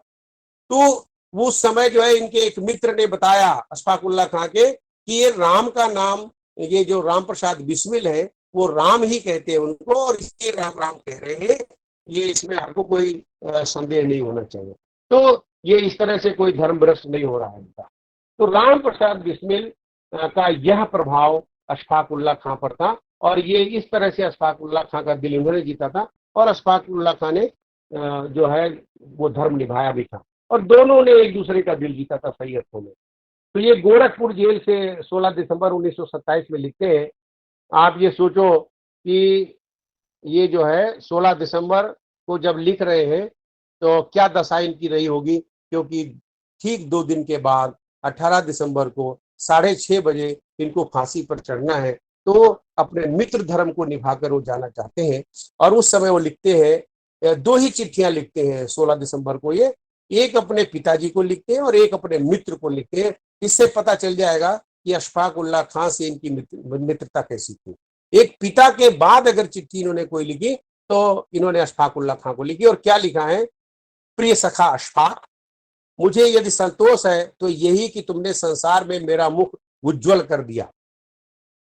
भारत के इतिहास में ये घटना भी उल्लेख योग्य हो गई कि अशफाक उल्लाह खां ने क्रांतिकारी आंदोलन में योग दिया। जैसे तुम शारीरिक बलशाली थे, वैसे ही मानसिक वीर तथा आत्मा से उच्च सिद्ध हुए। इन सबके परिणाम स्वरूप अदालत में तुमको मेरा सहकारी, मेरा लेफ्टिनेंट ठहराया गया, और जज ने हमारे मुकदमे का फैसला लेते समय तुम्हारे गले में भी जयमाला पहना दी। जयमाला आप समझते हैं क्या थी, वो फांसी का फंदा उनके गले में भी डाल दिया। तुम्हें यह समझकर संत प्यारे भाई फिर संबोधन करते हैं। पहले प्रिय सखा कहते हैं, फिर उसके बाद कहते हैं प्यारे भाई, फिर संबोधन प्यारे भाई का। तुम्हें यह समझकर संतोष होगा कि जिसने अपने माता पिता की धन संपत्ति को देश सेवा में अर्पण करके भिखारी बना दिया, जिसने अपने सहोदर के भावी भाग्य को भी देश सेवा की भेंट कर दिया, जिसने अपना तन मन धन सर्वस्व मातृ सेवा में अर्पण करके अपना अंतिम बलिदान भी दे दिया, उसने अपने प्रिय सखा अशफाक को भी उसी मातृभूमि की भेंट चढ़ा दिया। अंत में असगर हरीम इश्क में हस्ती ही जुर्म है, रखना कभी न पाओ यहाँ सर लिए हुए। ये अशफाक के लिए लिखते हैं। मुझे लगता है कि इससे बढ़िया मैत्री का उदाहरण क्रांतिकारियों में दूसरा कोई नहीं मिलता। इतना पवित्र रिश्ता और जाति धर्म के बंधनों से बहुत ऊपर उठा हुआ, देश प्रेम से लबालब भरा हुआ, ये देश प्रेम का जो ज्वार यहाँ मिलता है और जो भ्रातृत्व का प्यार यहाँ मिलता है, जाति धर्म की दीवारें तोड़कर बहता हुआ जो ज्वार यहाँ दिखता है, मुझे लगता है कि देश की आजादी में इसी ज्वार ने बड़ी भूमिका निभाई थी। और उस ज्वार का भी मूल्यांकन हमने सही दृष्टि से नहीं किया और कभी हम जाति से बंध गए, कभी धर्म से बंध गए, कभी दल से बंध गए और सही क्रांतिकारियों का सही मूल्यांकन नहीं कर पाए। इनका एक पत्र और जो इन्होंने अपने पिताजी को लिखा था, उसका पठन करके मैं साहित्य पर थोड़ी चर्चा करना चाहूंगा। ये लिखते हैं कि पूज्य माता जी सादर चरण वंदना, ओ माँ को लिखा था, पिताजी को भी है इसमें। तो जन्मदात्री जननी, इस जीवन में तो तुम्हारा ऋण परिशोध करने के प्रयत्न का अवसर ना मिला। इस जन्म में तो क्या, यदि अनेक जन्मों में भी सारे जीवन प्रयत्न करूं तो भी तुमसे ऋण न हो सकता। जिस प्रेम और दृढ़ता के साथ तुमने इस तुच्छ जीवन का सुधार किया है वह अवर्णनीय है। जीवन दात्री, तुमने इस शरीर को जन्म देकर केवल पालन पोषण ही नहीं किया, किंतु आत्मिक धार्मिकता सामाजिक उन्नति में तुम्हें सदैव सहायक रही। जन्म जन्मांतर परमात्मा ऐसी ही माता दे। महान से महान संकट में भी तुमने मुझे अधीर नहीं होने दिया, सदैव अपनी प्रेम भरी वाणी को सुनाते हुए मुझे सांत्वना देती रही। तुम्हारी दया की छाया में मैंने अपने जीवन भर में कोई कष्ट अनुभव नहीं किया। इस संसार में मेरी किसी भोग विलास तथा ऐश्वर्य की इच्छा नहीं है। केवल एक तृष्णा है, वह यह कि एक बार श्रद्धा पूर्वक तुम्हारे चरणों की सेवा करके अपने जीवन को सफल बना लेता, किंतु ये इच्छा पूर्ण होती दिखाई नहीं देती और तुम्हें मेरी मृत्यु का दुखद संवाद सुनाया जाएगा। माँ, मुझे विश्वास है कि तुम्हें समझकर धैर्य धारण करोगी कि तुम्हारा पुत्र माताओं की माता भारत माता की सेवा में अपने जीवन को बलिवेदी की भेंट कर गया और उसने तुम्हारी कुक्ष यानी कोख को कलंकित नहीं किया, अपनी प्रतिज्ञा पर दृढ़ रहा। जब स्वाधीन भारत का इतिहास लिखा जाएगा तब उसके किसी पृष्ठ पर उज्ज्वल अक्षरों में तुम्हारा नाम भी लिखा जाएगा। गुरु गोविंद सिंह जी की धर्मपत्नी ने जब अपने पुत्रों की मृत्यु का संवाद सुना था तब वो बहुत हर्षित हुई थी और गुरु के नाम पर धर्म की रक्षा के लिए अपने पुत्रों के बलिदान पर मिठाई बांटी थी। जन्मदात्री, वर दो कि अंतिम समय में भी मेरा हृदय किसी प्रकार भी विचलित ना हो और तुम्हारे चरण कमलों को प्रणाम कर मैं परमात्मा का स्मरण करता हुआ शरीर का त्याग करूं। इति शुभम, दर्शनाभिलाषी राम प्रसाद बिस्मिल। और फिर उसी मृत्यु के जो समय है इनका 6:30 उसके इंतजार करते हुए अपनी जो आध्यात्मिक चेतना भी इनकी बड़ी प्रबल थी उसमें लीन हो जाते हैं, साधना करते हैं और इनके माता पिता के भी दर्शन इनको कराए जाते हैं। तो ये जो उसके पहले जरूर पत्र उनको दिया होगा मिलने के पहले, लेकिन कौन माँ है जो अपने बेटे को फांसी पर चढ़ने की बात सुनकर उसकी चिट्ठी लिखी हुई पढ़ेगी कि उसको पढ़ेगी, उसके चेहरे को पढ़ेगी? नहीं पढ़ पाई होगी, बाद में पढ़ी होगी। तो मुझे लगता है कि ऐसे पुत्र और ऐसी माएँ बिरले इस धरती पर आई हैं। ये बड़े विश्वास के साथ जब कुछ भी लिखते हैं, इनके साहित्य को जब मैं पढ़ रहा था तो उसके कई रंग देखे, लेकिन जो सबसे गाढ़ा रंग है वो देशभक्ति का है। मुझे लगता है कि जब यहाँ जिक्र मैं करूं तो उसी रंग का जिक्र करूं, बाकी रंग साहित्य के बहुत सारे हैं। क्योंकि ये अमृत महोत्सव का अवसर है तो उन्हीं की कुछ पंक्तियां मैं लेकिन एक दो चीजें और मैं कहूंगा। ऐ मेरे प्यारे गरीबों, जब जो कम्युनिस्ट लोग जब ये राम प्रसाद बिस्मिल को छोड़ देते, उनके लिए एक संदेश है मेरा, इनको पढ़ना चाहिए। ऐ प्यारे गरीबों, घबराओ नहीं दिल में, हक तुमको तुम्हारे मैं 2 दिन में दिला दूंगा। इस तरह का जब विश्वास दिलाते हैं बिस्मिल, तब जो 2 दिन में आजादी दिला देने का विश्वास दिलाता हो गरीबों को, तो सरबराह के बारे में नहीं सोचता है क्या? जो जब ये कहते हैं कि किसी को घृणा की दृष्टि से न देखा जाए, सबके साथ करुणा सहित प्रेम का बर्ताव किया जाए, तो करुणा की जब बात करते हैं तब ये बुद्ध के भी निकट पहुंच जाते हैं। और जब ये सर्वहारा की गरीबों की बात करते हैं तो मार्क्स के निकट पहुंच जाते हैं। तो किसको नहीं इन्होंने आत्मसात किया था? राम प्रसाद बिस्मिल। ये जिसका इतना विराट हृदय हो, उसको किसी दायरे में बांध देना या आर्य समाज से केवल जोड़कर उसकी उपेक्षा करना, मुझे नहीं लगता है कि न्याय संगत होगा। इनकी कुछ पंक्तियां, हाथ जिनमें हो जुनून, कटते नहीं तलवार से, सर जो उड़ जाते हैं वो झुकते नहीं ललकार से, खींच कर लाई है सबको कत्ल होने की उम्मीद, आशिकों का आज जमघट पूछ ये कातिल में है। ये पंक्तियां मैं फिर से दोहरा करके इनके जो वो जज्बात है उनको में डालना चाहता हूं। आशिकों का इनकी जो आशिकी थी वो ये आशिकी थी, बाकी शायरी की आशिकी किसी और दिशा में गई होगी, मुझे नहीं पता, लेकिन इस रंग के साथ, इस खुशबू के साथ नहीं गई होगी। वक्त आने पर बता देंगे तुझे ऐ आसमां, हम अभी से क्या बताएं क्या हमारे तमन्ना हमारे दिल में। हिम्मत को जरा बांधो, डरते हो गरीबों क्यों, शैतानी किले में अब मैं हूं। यह खेल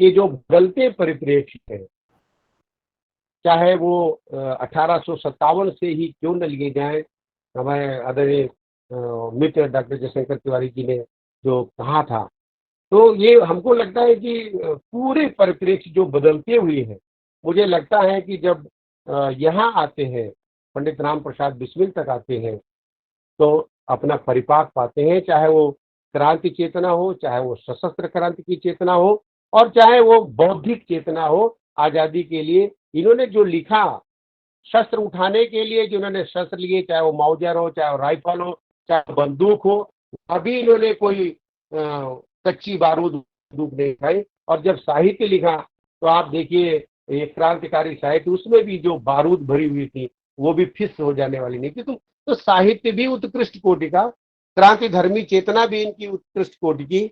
और मुझे लगता है कि एक बड़े साहित्यकार को भी इतना इस तरह का एक शेर लिखने में भी मुझे लगता है कि खून पसीना खर्च करना पड़ेगा, जिस तरह का इनका एक एक शेर है।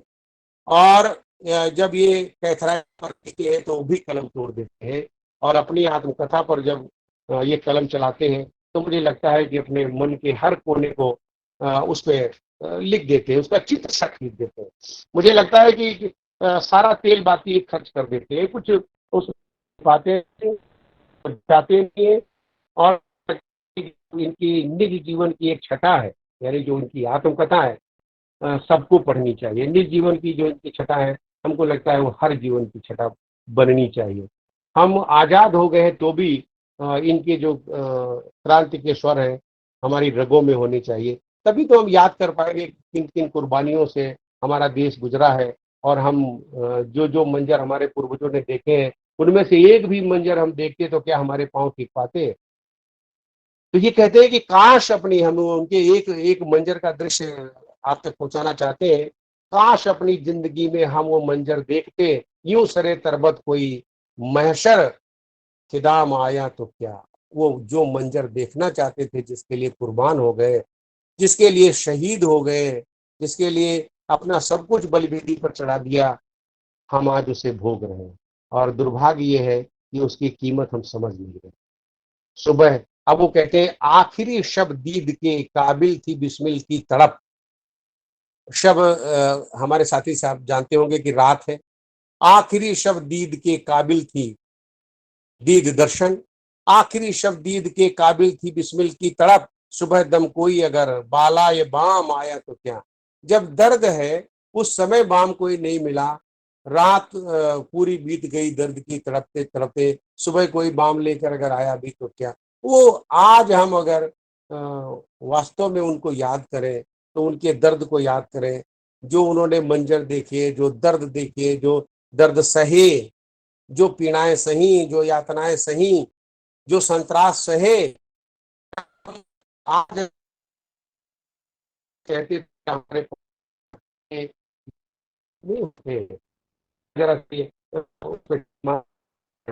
उनके सामने कितने प्रलोभन नहीं आए होंगे, कितने उनके सामने कितने बड़े संकट क्यों नहीं आए होंगे। उन्होंने जब वो जेल में थे तो उनके एक साथी ने देर तक उससे बात की, जो इसमें जो सीआईडी का इंस्पेक्टर था उससे देर तक बात की। तो इन्होंने कहा कि जब सब फैसला हो गया, सब बातें हो गई, भूख हड़ताल किया, अनशन किया था सबने, तो अनशन किया था, तो जब अनशन टूट गया उसके बाद तुम क्यों बात करते हो।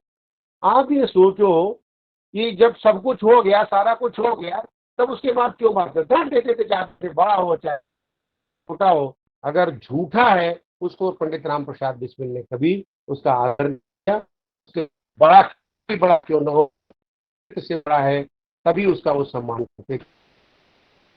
नहीं करते थे, और अपनी बात कहने में कभी संकोच नहीं करते थे। उनका जो साहित्य है वो इसीलिए आज हम उसको जब भी किसी क्रांतिकारी की बात होती है, जब भी कभी हम कोई क्रांति चेतना की बात करते हैं, तो जरूर कोई न कोई शेर बिस्मिल का उद्धृत करते हैं। तो एक इतना बड़ा साहित्यकार जिनके शेरों से बड़े बड़े मंच सज्जित होते हैं, उनकी शोभा बनते हैं इनके शेर, उनकी क्रांति धर्मी चेतना के प्रतिनिधि बनते हैं। तो मुझे लगता है कि इनकी जो ग्रंथावली है सरफरोशी की तमन्ना, उसमें इनकी प्राय सभी किताबें संकलित हैं। और मेरी एक निजी धारणा बनी इस बीच, इनको समझते हुए, इनको जानते हुए, मुझे लगा कि इतनी किताबें तो किसी की भी दुनिया में किसी भी साहित्यकार की जब्त नहीं हुई होंगी जितनी इनकी हुई। मुझे लगता है कि लगभग 11 किताबें इनकी जब्त हुई, जो मैं संभाल रहा था, जो ढूंढ रहा था। तो हो सकता है एक आध कम हुई हो। तो इतनी किताब दुनिया के किसी भी साहित्यकार की इतनी किताबें जब्त नहीं हुई। यानी सारा का सारा साहित्य इनका क्रांतिकारी साहित्य था, सारा का सारा साहित्य इनका क्रांतिधर्मी साहित्य था। तो मुझे लगता है कि उस साहित्य को गंभीरता से पढ़े जाने की जरूरत है। उस साहित्य को फिर से मतलब देखना चाहिए और उनका फिर से मूल्यांकन करना चाहिए। मुझे लगता है कि जब हम कबीर का पुनर्पाठ कर सकते हैं, तुलसी का पुनर्पाठ कर सकते हैं, हम जायसी का पुनर्पाठ कर सकते हैं, हम जयशंकर प्रसाद का पुनर्पाठ कर सकते हैं, तो हम राम प्रसाद बिस्मिल का पुनर्पाठ क्यों नहीं कर सकते। करना चाहिए, आवश्यकता है और जरूरत है। मुझे लगता है कि जो दलितों के प्रति इनकी दयालुता है वो फिर से मूल्यांकित होनी चाहिए। एक भी दलित चिंतक मुझे नहीं मिला, क्योंकि दलितों पर मैंने काम किया हुआ है, और एक भी जिसने कभी भी पंडित राम प्रसाद बिस्मिल की दलित चेतना की बात की। आप एक छोटी सी घटना को किसी साहित्यकार की ला रहे हैं, छोटी सी घटना को किसी क्रांतिकारी की आप ला रहे हैं, और उसमें पंडित राम प्रसाद बिस्मिल जो जिनका बचपन एक घटना से आहत हो जाता है, और पूरा जीवन जो उस घटना से 30 साल की उम्र से ही पूरा जीवन जो हम कहते हैं उसका जो कालखंड है वो 30 साल का है। और हो सकता है 10-12 साल की उम्र में उन्होंने वो घटना देखी हो, और उसको जो बाकी जो जीवन जिया वो भूल नहीं पाया, और अपनी आत्मकथा में बड़े महत्व के साथ उसको रेखांकित करते हैं। तो क्या हमारे दलित साहित्य साथियों का ये धर्म नहीं है कि उनकी दलित चेतना का जिक्र करें, उसका उल्लेख करें। तो मुझे लगता है कि वहां भी एक, भले ही इन्होंने एक छोटी सी घटना का जिक्र किया है, लेकिन उनकी है तो दलित चेतना उसमें। तो जो चेतना की बात करते हैं, जैसे स्त्री चेतना है, तो ये स्त्री चेतना की बात मैं एक जरूर उदाहरण देना चाहूंगा। इससे बड़ी स्त्री चेतना किसी साहित्यकार की क्या हो सकती है। इनकी बहन की शादी में एक नृत्यांगना आई थी, तो पिता का भी विरोध किया, और जो बहन के ससुराल वाले थे उनका भी विरोध किया, और विरोध इस तरह किया शादी में शामिल नहीं हुए। आप देखो, स्त्री के प्रति सम्मान का दृश्य ये जो है पंडित राम प्रसाद बिस्मिल का कितना बड़ा है, कितना व्यापक दृष्टिकोण है, कितना पवित्र दृष्टिकोण है, कितना उज्जवल पक्ष है उसका, और कोई जिक्र नहीं करता, कहीं भी जिक्र नहीं होता।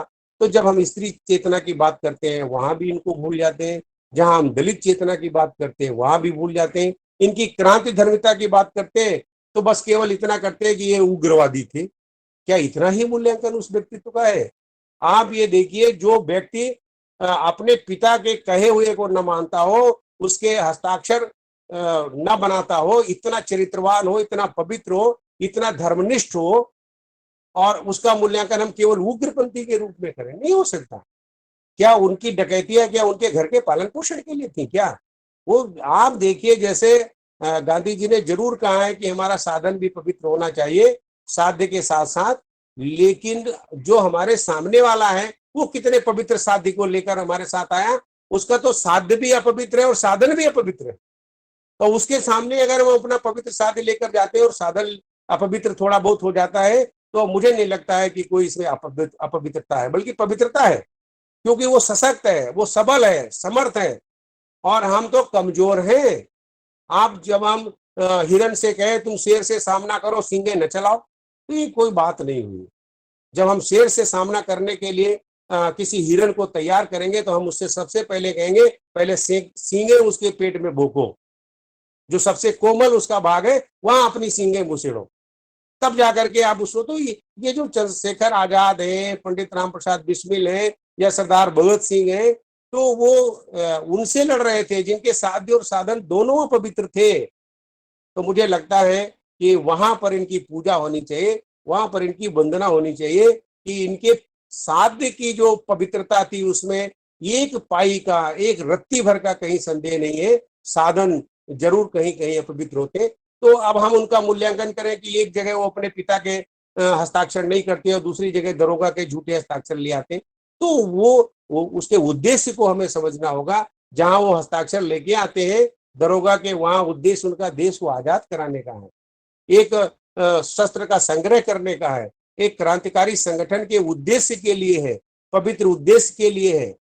और इस तरह से मुझे लगता है कि मूल्यांकन किसी भी क्रांति धर्मी चेतना का हर पहलू को देख कर होना चाहिए, हर पहलू क्या होना चाहिए, केवल एक पहलू या केवल एक पक्ष का केवल मूल्यांकन नहीं होना चाहिए। इनकी अंतिम गजल का जिक्र करना मैं जरूर चाहूंगा कि मिट गया जब मिटने वाला, फिर सलाम आया तो क्या। ये एकदम अंतिम समय का लिखा हुआ है। वो शायद उनके दिल में रहा होगा कि वो आजादी को देखें, लेकिन आजादी को देखने के पहले उनके फांसी का जो है वो पयाम आ जाता है, तो वो स्वाभाविक है, दिल से निकलेगी आवाज। मिट गया जब मिटने वाला, फिर सलाम आया तो क्या, दिल की बर्बादी के बाद उनका पयाम आया तो क्या। मिट गई जब सब उम्मीदें, मिट गए जब सब ख्याल, उस घड़ी पर नामावर लेकर पयाम आया तो क्या। ऐ दिले नादां मिट जा तू भी, तू ये यार में, फिर मेरी नाकामियों के बाद काम आया तो क्या। ये उनकी अंतिम गजल के शेर हैं जो मैंने यहाँ उद्धृत करना उचित समझा। अगर अभी समय इजाजत देता हो तो एक दो बातें और कर ले। जी जी बिल्कुल बिल्कुल। क्योंकि 18-21 हो रहा जी जी मुझे, तो ये जो इनकी जो अंतिम गजल है उसकी बात मैंने की। मुझे लगता है कि बिस्मिल जी की जो क्रांति धर्मी चेतना है जितनी पवित्र है, उनकी साहित्यिक चेतना भी उतनी पवित्र है, उनकी धार्मिक चेतना भी उतनी पवित्र है। जितने पवित्र वो आर्य समाजी थे, उतने पवित्र वो क्रांतिकारी थे, उतने पवित्र वो दलितोद्धारक थे, उतने ही पवित्र वो सामाजिक और सांप्रदायिक समन्वय के थे। मतलब वो जहां भी थे अपने पवित्रतम रूप में थे और उच्चतम रूप में थे। इन्होंने अपने गुरुदेव का सोमदेव का जिक्र किया है, जो एक पंजाबी थे और उन्होंने इनको दीक्षित किया था। आप ये सोचिए कि ये जो सोमदेव थे वो अपने चचाजाद जो भाई थे और उनकी जो चाची थी उनसे परेशान थे, त्रस्त थे, उनके चाचा बहुत मानते थे, उसके बावजूद वो घर छोड़ के निकले थे। आर्य समाजी थे इसमें। फिर उन्होंने जो वो जाति धर्म बताना तो ठीक नहीं, फिर भी वो चोपड़ा थे। तो आप समझ रहे हैं कि वो किस तरह से उन्होंने अपना जाति धर्म सब छोड़ करके और फिर उसके बाद आर्य समाज को स्वीकार किया था। इनको भी वो उसी तरह की दीक्षा दिए कि आप जाति धर्म से ऊपर उठकर उन सब का त्याग करके फिर राष्ट्रीय चेतना से जुड़ो। मुझे लगता है कि उसका धर्म, उस धर्म का अपने गुरु के दिए हुए जो वचन है उनका निर्वाह किया और सही ढंग से दीक्षित हुए थे। और इस तरह से जो ये जो उनके गुरु थे सोमदेव जी, गुरु की सेवा भी, आप अभी मैंने इनका बताया, पुत्र का रूप बताया, भाई के लिए भी कितना तड़पते थे, चाहे वो बहन हो उसके लिए, पिता के लिए कितना तड़पते थे, देश के लिए। तो अपने गुरु की जितनी सेवा की है, बहुत उनके कपड़े तक छांटे हैं। बताते हैं कि आधा आधा शेर तक खून उनका निकल आता था जब शौच जाते थे।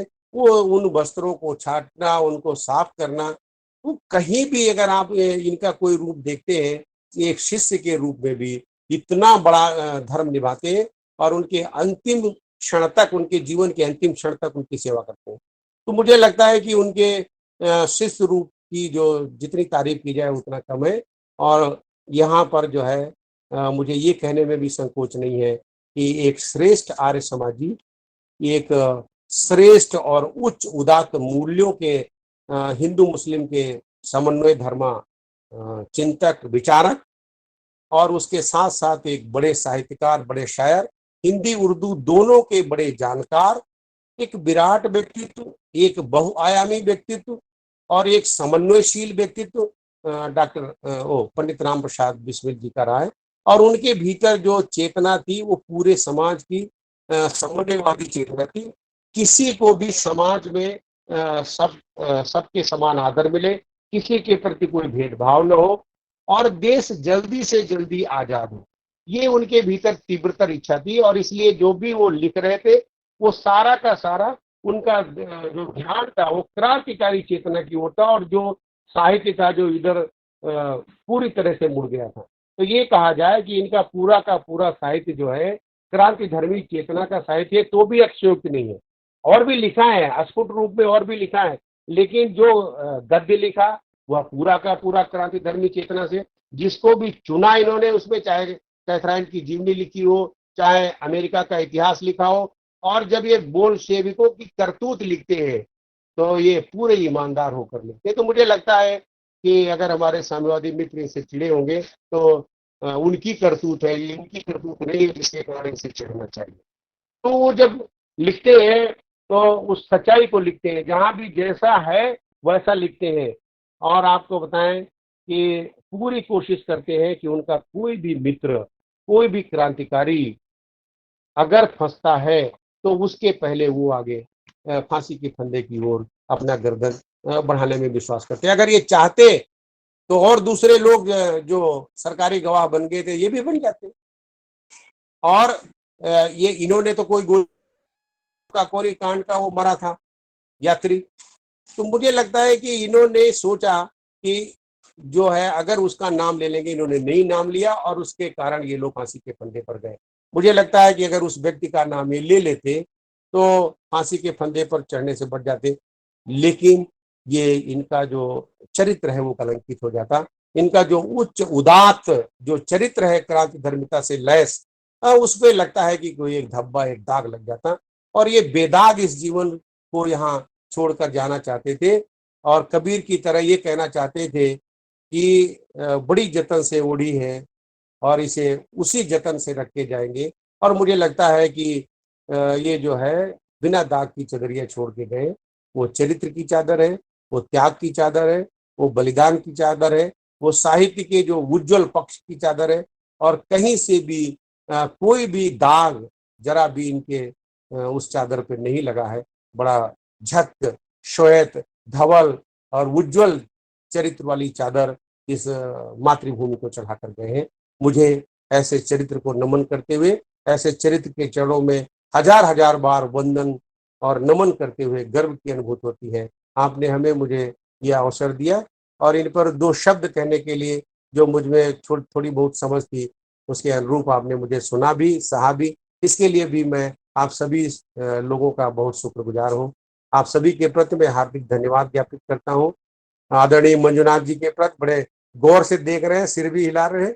और प्रिय आत्मीय अनुज डॉक्टर जयशंकर तिवारी जी और मेरे अभिन्न मित्र डॉक्टर शैलेंद्र नाथ मिश्र जी, ये 3 लोग ही हैं जो मौका दे सकते हैं और इनको बार बार वंदन और नमन करता हूँ। ऐसे ही मौका देते रहिए, छोटी बुद्धि के अनुसार हम आपको 2 शब्द बोल करके कभी खुश कर देंगे, कभी हो सकता है नाराज भी करें, लेकिन दिल से बोलेंगे, जो भी बोलेंगे कोई बनावटी नहीं होगा, ये हम आपको विश्वास दिलाते हैं। आप सभी को शत बार नमन, शत बार वंदन, नमन, वंदन, प्रणाम। बहुत बहुत धन्यवाद सर, बहुत बहुत धन्यवाद।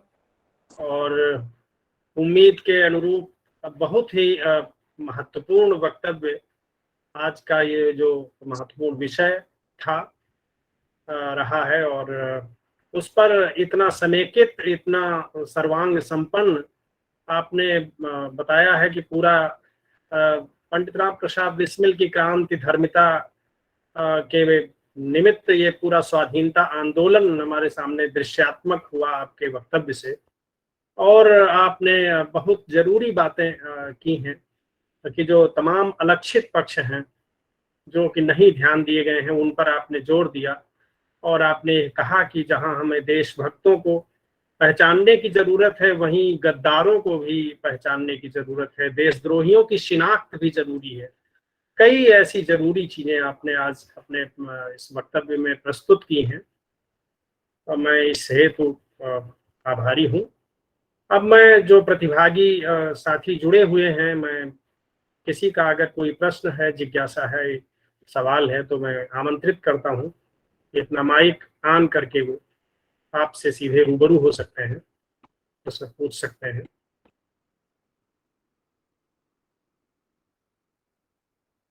किसी की अगर कोई जिज्ञासा है या प्रश्न है तो आप अपना माइक ऑन करके पूछ सकते हैं। आदरणीय डॉक्टर गंगा प्रसाद शर्मा जी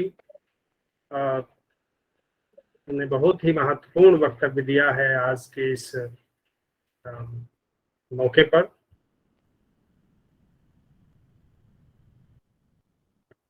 वैसे तो ये आपका वक्तव्य इस तरह का रहा है कि प्रश्न की गुंजाइश शायद नहीं होगी, जिज्ञासाएं तो हो सकती हैं पर प्रश्न भी हो सकता है।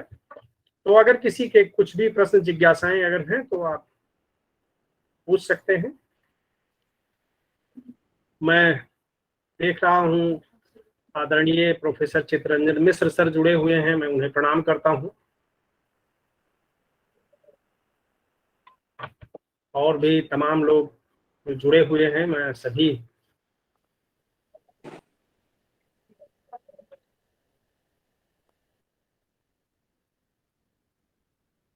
शर्मा जी ने बहुत अच्छा व्याख्यान किया है करता हूँ।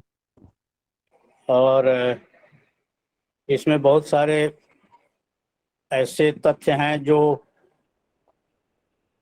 सामान्य देशवासियों को या थोड़ा बहुत पढ़े लिखे लोगों को भी ज्ञात नहीं है। उन्होंने तमाम सारे छुपे हुए रहस्यों से पर्दा उठाया है और बिस्मिल की जीवनी को केंद्र में रखकर बहुत ही अच्छी बातें कही हैं। और एक बहुत महत्वपूर्ण बात उन्होंने कही है कि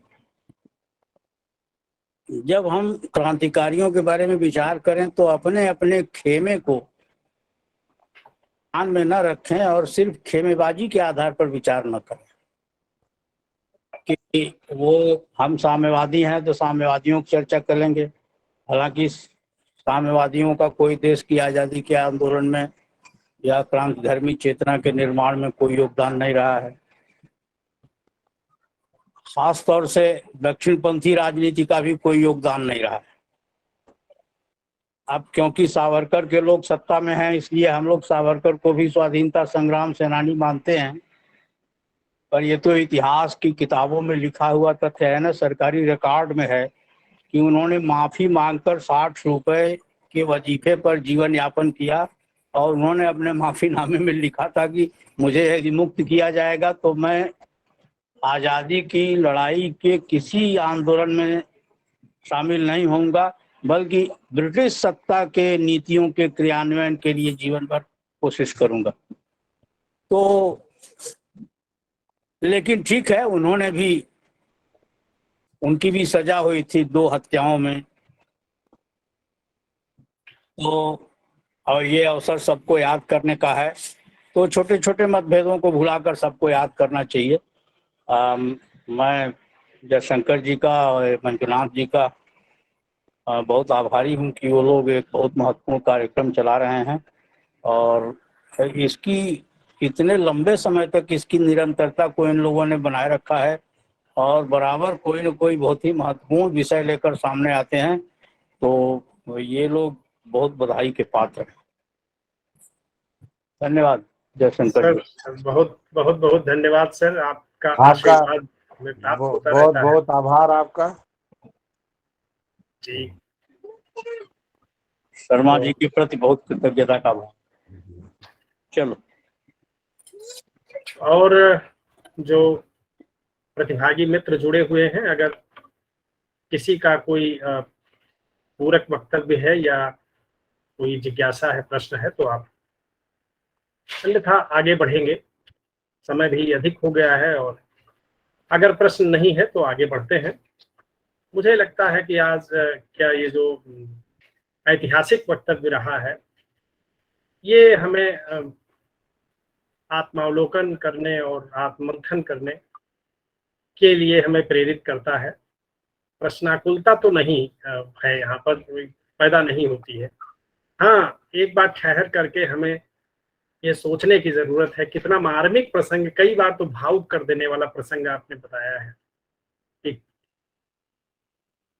इतनी कम उम्र में जो है ये नौजवान जब लोक मंगल की भावना से सबके कल्याण और सुख की कामना के लिए अपने को इस तरह से न्यौछावर करते रहे एक के बाद, इसलिए कि ये एक श्रृंखला बनती जाएगी और लोग एकजुट होंगे स्वतंत्रता प्राप्त करने के लिए। तो हमें बहुत बड़ी सीख वो दे गए और हम उसे कितना, उनकी जो आकांक्षाएं थी, उनके जो स्वप्न थे, उन्हें हम कैसे अपने देश को शक्तिशाली बनाने में कैसे हम क्या कर रहे हैं, हमें थोड़ा सोचने की और प्रेरित होने की आवश्यकता है। और मुझे लगता है यही आजादी का अमृत महोत्सव मनाने का यही जो है निहितार्थ भी हो सकता है। तो मैं ये मानकर चल रहा हूं कि प्रश्न निःशेष हैं और ध्यान से सभी ने सुना है।